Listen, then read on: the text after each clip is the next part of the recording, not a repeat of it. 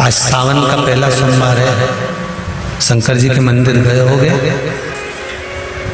शिव जी पे एक लोटा जल कंकर शंकर पे भी तुमने यहाँ आकर भी चढ़ाया होगा। जाते जाते बाबा से एक बात कहकर जरूर जाना, जैसे सावन के महीने में जल बरसता है और वो जल बीज पर पड़कर अंकुरित होकर फल देता है, उसी तरह सावन के महीने में मैंने भी एक लोटा जल चढ़ाया है। वो भी ऐसा जल हो कि मेरे जीवन में सुख को अंकुरित करे और मेरा जीवन धन्य हो जाए। ऐसी कृपा, ऐसी दया करना। हम तेरे धाम में, हम तेरी चौखट पर कथा सुनने के लिए आए, तेरे दरवाजे, तेरी चौखट। तू कृपा करेगा तब सुख मिलेगा। सावन के महीने में किसी भी एक सोमवार को अगर व्यापार नहीं चल रहा है, नौकरी नहीं मिल रही है, तो कोई तकलीफ आ रही है, तो कोई कष्ट आ रहा है, कोई रोग बढ़ रहा है, डॉक्टर से ऐसा लग रहा है कि ये बड़ी बीमारी बताने वाला है, शरीर में कोई गांठ पड़ गई है और वो जांच के लिए गई है, तो बिल्कुल श्रावण के महीने में किसी भी एक सोमवार को गंगा जल लेकर जाइए शिव मंदिर में। शंकर जी के मंदिर में थोड़ा सा गंगा जल नंदी को समर्पित कर कर, थोड़ा अशोक सुंदरी को समर्पित कर कर, थोड़ा गणेश और कार्तिकेय को समर्पित कर कर, थोड़ा सा गंगा जल जया विषहरा शामरी बारी दौतली और देव को समर्पित कर कर, थोड़ा सा गंगा जल शिवलिंग पर समर्पित कर दो। उस गंगा जल को वापिस झेल कर लेकर आओ। 3 दिन तक लगातार उस गंगा जल को पीना प्रारंभ करो। उसके बाद जांच के लिए आप कहीं पर भी जाइए, बाबा कृपा जरूर करेगा, ये निश्चित था। उस गंगा जल की प्रधानता, उस गंगा जल का एक गौ माता, गौ, गंगा और संत, ब्राह्मण, साधु, सन्यासी, सात्वित्ववान नारी, कन्या, स्त्री, इनका जो महत्व है उसको जान गए तो जिंदगी सार्थक हो। शिव को जल चढ़ाने वाले एक बात याद रखना, थोड़ी प्रतीक्षा जरूर करना। परीक्षा वो करेगा, प्रतीक्षा तुम करिए। शिव को जल चढ़ाने वाला प्रतीक्षा करना, इंतजार करना। इतनी जल्दी डोलना मती कि मेरा काम नहीं हुआ तो मैं मंदिर नहीं जाऊंगी, मेरा काम नहीं हुआ तो मैं शंकर जी के मंदिर नहीं जाऊंगी। आप मंदिर के अंदर भी नहीं जा सकते तो शिवालय के सामने से, मंदिर के सामने से निकल कर जाते जाते श्री शिवाय नमस्तुभ्यम कहते भी निकल गए तो भी बाबा सुन लेता। सरल है शिव, सहज है शिव। उसको आडंबर पसंद नहीं है। मेरे शंकर भगवान को छल पसंद नहीं है, दिखावा पसंद नहीं है। सुगंधा कह रही है, बाबा आपके नेत्र खुले हैं, आपके नेत्र खुले हैं बाबा, आप मुझे बताएं मैं कौन से महीने से 16 सोमवार के व्रत प्रारंभ करूं, उसका विधान क्या है, क्या विधान। कहा भगवान वर्णन करे। ऋषियों ने कहा सुनो सुगंधा, ये 16 सोमवार का व्रत कोई साधारण नहीं है। सुगंधा, संतान की प्राप्ति के लिए अगर 16 सोमवार का व्रत उठाया जाता है तो श्रावण के पहले सोमवार से उठाया जाता है। कब से उठाना चाहिए? श्रावण का पहला सोमवार। श्रावण के महीने की पंचमी, कौन सी तिथि थी? पंचमी। चाहे वो शुक्ल पक्ष की हो, चाहे वो कृष्ण पक्ष की। श्रावण महीने की पंचमी के दिन शंकर भगवान पर जिस जिस परिवार के व्यक्ति का कांवड़ जल हमने बताया है आपको, जरूरी नहीं है कि डंडा बांधकर 2 कावड़ के जल के लोटे लेकर जाओ, आप अपने हाथ में भी 2 पात्र लेकर जा सकते हैं।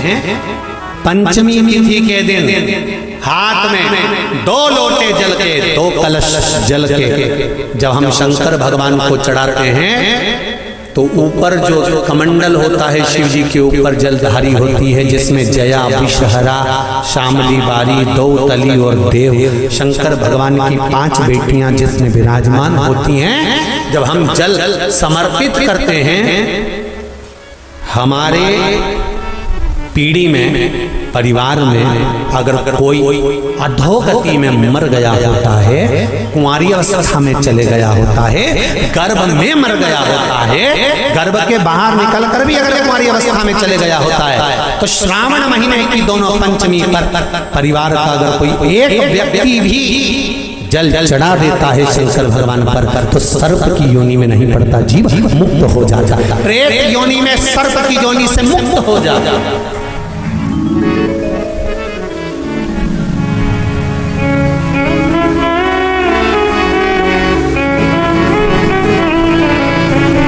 महाराज, हमारे यहाँ सांपों की पूजन कौन से दिन होती है, कौन सी तिथि में करते हैं? जम के बोलो जरा। नाग पंचमी।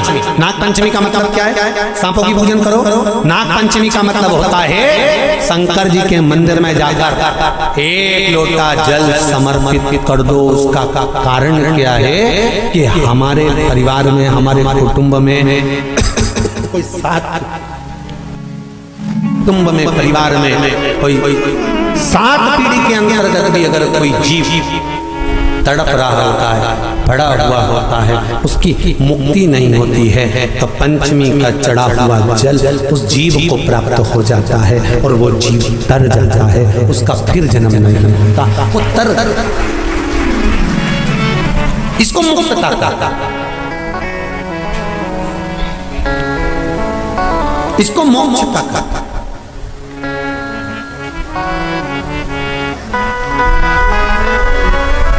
ये मोक्ष, इसी से कहेंगे कि ये मुक्तता। महाराज,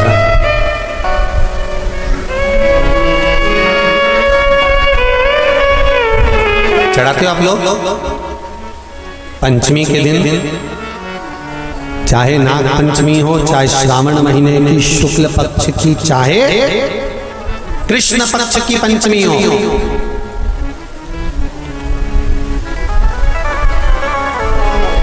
शिव जी पर जल चढ़ाया गया। और समझ लो अच्छे से, श्रावण महीने की पंचमी के दिन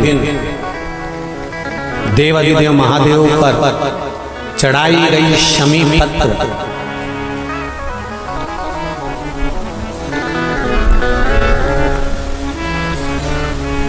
शंकर भगवान पर चढ़ाई गई शमी पत्र आस्तिक मुनि का नाम लेकर, कौन से मुनि? आस्तिक मुनि का नाम लेकर शमी पत्र को वापस उठाकर उसको अपने दरवाजे की चौखट पर कहीं पर भी या द्वार पर कहीं पर भी एक ओर रख देने पर घर के अंदर, बगीचे के अंदर सर्प प्रवेश नहीं करता। ध्यान रखिए, सर्प प्रवेश नहीं करेगा। शमी पत्र समर्पित करने पे, उस शमी पत्र को आस्तिक मुनि का स्मरण करने, कौन से मुनि हैं? आस्तिक मुनि का स्मरण करने पर भीतर घर के अंदर बगीचे में सर्प भी प्रवेश नहीं। उस शमी पत्र में जया, विषहरा, शामली वारी, दौतली और देव, ये 5 कन्याओं का भाव प्रकट हो जाता है और वो कन्याएं हमारे घर के द्वार की रक्षा करती हैं। 5 कन्याएं, पार्वती जी ने कहा 5 बेटियां, हाँ मेरे तप बल से प्रकट हुई, मेरे तप करने से, मेरी साधना करने से ये प्रकट हुई। ये जया, विषहरा, शामली वारी, दौतली और ये देव, ये 5 कन्या हैं। पार्वती जी ने उनको गले से लगाकर कहा, तुम मेरी पुत्रियां हो, मुझसे गलती हो गई, मैं तुम्हें वर देती हूं, तुम सर्प की आकृति में रहोगी। नाग पंचमी के दिन दरवाजे के बाहर तुम 5 को बनाकर पूछा जाएगा। दरवाजे के बाहर कितने सर्प बनाए गए थे? 5।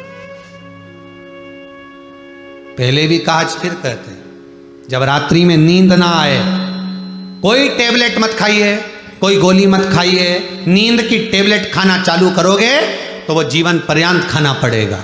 नींद नहीं आए, हाथ में जल लो, थोड़ा सा पलंग पर बैठ गए, हाथ में जल लिया, जया, विषहरा, शामली वारी, दौतली, देव, इन 5 कन्याओं का नाम लेकर आचमन कर कर सो जाइए, नींद की गोली खाने की जरूरत नहीं पड़ेगी, शंकर की बेटियां तुम्हें विश्राम देंगी।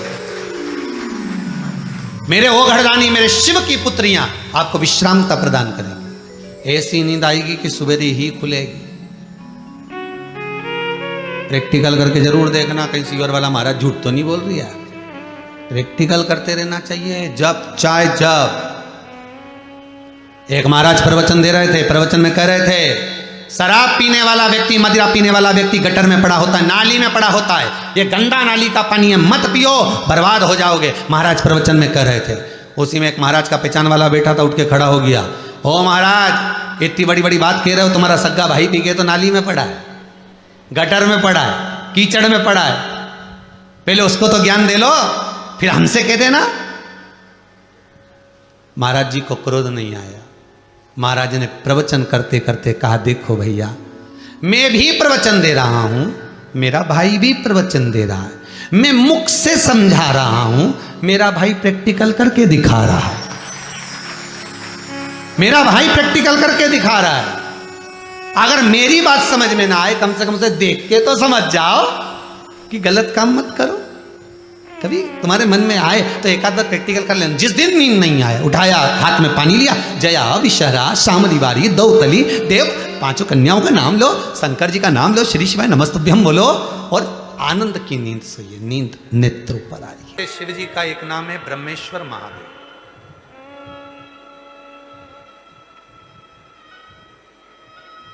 ये जो ब्रह्मेश्वर महादेव का जो नाम होता है,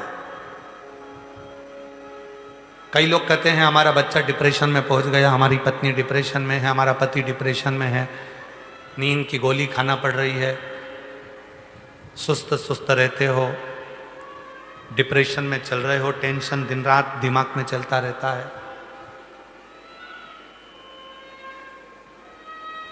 तो चिंता को मिटाया कैसे जाए?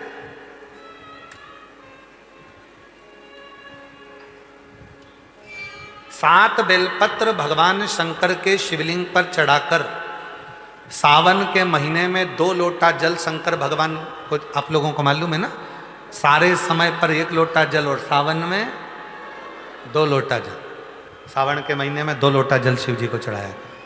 और अगर चिंता ज़्यादा है, टेंशन ज़्यादा है, डिप्रेशन चल रहा है, गोलियों पर गोलियां खाना पड़ रही है, बीपी की गोलियां बार बार खाना पड़ रही है, तो ब्रह्मेश्वर महादेव का नाम लेकर शिव पर 7 बेलपत्र चढ़ाकर, और अगर 7 ना हो तो 5, 5 ना हो तो 3 बेलपत्र शिव को चढ़ाकर दोनों हाथों के लोटे का जल धीरे धीरे शिव जी पर चढ़ाएं, और उसी में से थोड़ा सा जल लेकर जो बहुत टेंशन में हो, डिप्रेशन में हो, चिंता में हो, उसको उस जल का आचमन कराना प्रारंभ करो। 3 से 4 दिन के अंदर वो डिप्रेशन से बाहर निकलेगा, अपने कार्य में रुचि रखेगा और उसको प्रसन्न करेगा। ब्रह्मेश्वर महादेव का बोलो, कौन से महादेव? ब्रह्मेश्वर। बोलो ब्रह्मेश्वर महादेव की। पार्थिव शिवलिंग के निर्माण को माता पार्वती जी ने किया और उसका फल मां जगत जननी जगदम्बा अंबा को प्राप्त हुआ।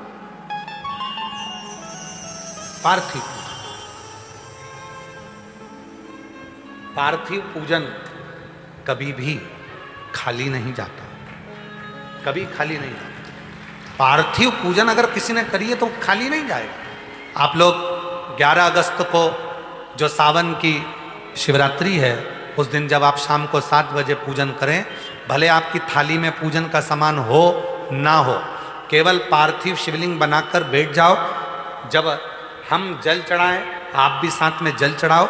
धीरे धीरे बाबा को बस दिया लगाकर बैठ भी गए, कुछ भी नहीं है तो भी बेलपत्र पत्र चढ़ाकर अगर जल चढ़ाओगे साथ में, तो निश्चित है कि पार्थिव पूजन का फल तुमको प्राप्त जरूर है। जब आप शंकर भगवान को कोई सामग्री, कोई वस्तु, कोई चीज समर्पित करते हो, बहुत ध्यान देना महाराज, रात्रि होने से पहले तक वो देवताओं के कार्य का है, वो आप सबके कार्य का है। रात्रि होने पर वो गणों के कार्य का। 16 सोमवार का प्रसाद, संकट सोमवार का प्रसाद, भगवान शंकर का प्रसाद रात्रि होने से पहले पा लिया जाता है। आप लोगों ने जिन जिन ने 16 सोमवार करे होंगे, संकट सोमवार करे होंगे, उनको जब उन्होंने चूरमा बनाया होगा, बाटा सेक कर, रोटी सेक कर, उसमें गुड़ मिलाकर, शक्कर मिलाकर और घी मिलाकर जो मलीदा जो चूरा तैयार करा होगा, चूरमा बनाया होगा, उस चूरमे का नियम है कि संकट सोमवार का 16 सोमवार का जो प्रसाद होता है उसको उसी दिन रात्रि होने से पहले अर्थात मध्य रात्रि 12 बजे से पहले पहले उस चूरमे का प्रसाद, आप क्या कोई भोजन करने आ रहा है संकट सोमवार के उद्यापन में, कोई 16 जोड़े आ रहे हैं उनको आप दे दीजिए, कोई आ रहा है उसको प्रदान कर दीजिए, पर उस प्रसाद को दूसरे दिन तक नहीं रखा जाता। और यही बात पहले भी कथा में कही कि शंकर भगवान के इस शिव महापुराण पर जो 6 दिन तक बेलपत्र चढ़ती है वो औषधि का काम करती है। तो जो बेलपत्र आपको कहीं से प्राप्त हो जाती है, शिव पोथी की, शिव महापुराण में से कहीं से मिल जाती है, तो उस बेलपत्र को रात भर नहीं रखा जाता, उस बेलपत्र को रात से पहले शरीर कष्ट के लिए उसको चबा चबा कर खा लिया जाता है। और जो 7वें दिन की बेलपत्र होती है उस बेलपत्र को हमेशा के लिए अपने घर में, अपने पूंजी के स्थान पर, अपने पुण्यमय आनंद के स्थान पर, जहां वैभव धन संपदा रखते उस स्थान पर उसको लाल वस्त्र में रख दिया जाता है। कितना भाव है हमारा। 6 दिवस की औषधि है, सप्तम दिवेश का खजाना।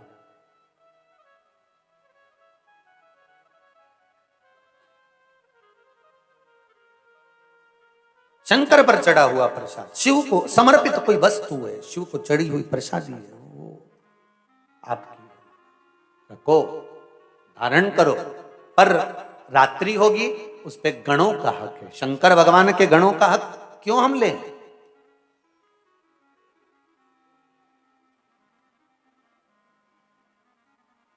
घंटाकर्ण बद्रीनाथ के उस मंदिर के पावन प्रांगण को अब छोड़ना नहीं चाहते। शंकर भगवान एक बार अगर नारायण भगवान के चरण पकड़ा देते हैं और नारायण भगवान एक बार शंकर भगवान के चरण पकड़ा देते हैं तो वो चरण फिर इतनी जल्दी छूट नहीं पाते हैं, बड़ा मुश्किल है फिर छूट।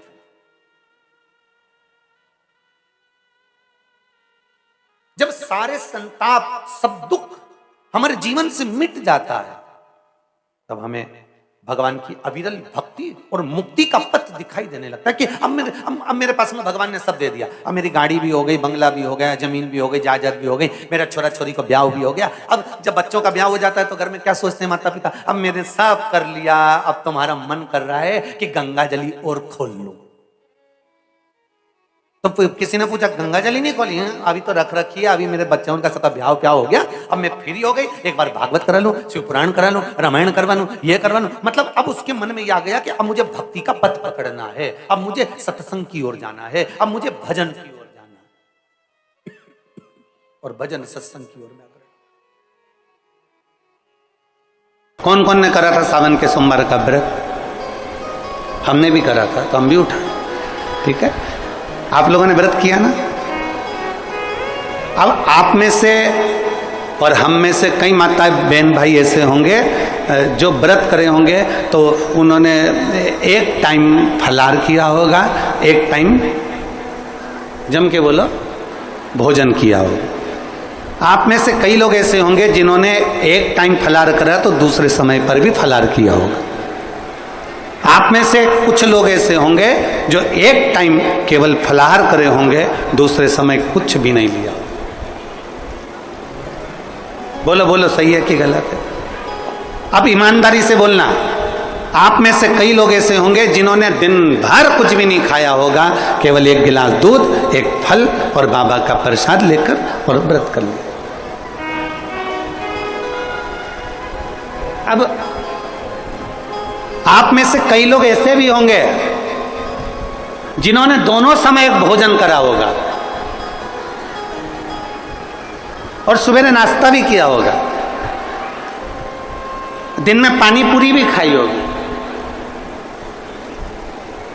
शाम को थोड़ा भगर भी, सब खाया।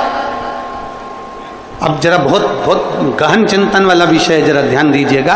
एक व्रत करा, एक टाइम भोजन, एक टाइम फलाहार, एक ने व्रत करा दोनों समय फलाहार, एक ne व्रत किया कि मैं कुछ नहीं खाऊंगा, एक फल, एक गिलास दूध, एक ने सब कुछ खाया, मतलब दिन भर भोजन कर। दिन भर भोजन। अब जो एक समय फलार कर रहा है वो भी शंकर का भगत है, जो एक दोनों समय फलार कर रहा है वो भी शिव का भगत है, जो एक फल ले रहा है और एक गिलास दूध ले रहा है वो भी शिव का भगत है, और जो दोनों समय भोजन कर रहा है वो भी शिव का भगत है। अब शंकर जी से पूछा जाए कि इनमें से तुम मुक्ति किसको दोगे, इनमें से तुम मोक्ष किसको दोगे, इनमें से सबसे पहले तुम किसकी सुनोगे, किसकी सुनोगे? तो भगवान देवाधिदेव महादेव का चरित्र कहता है माता पार्वती से, पार्वती भले तुम भूखे रहो मत रहो, पर इतना जरूर करो कि किसी का दिल ना दुखे तो मैं प्रसन्न हो जाता हूं और वर प्रदान करता हूं।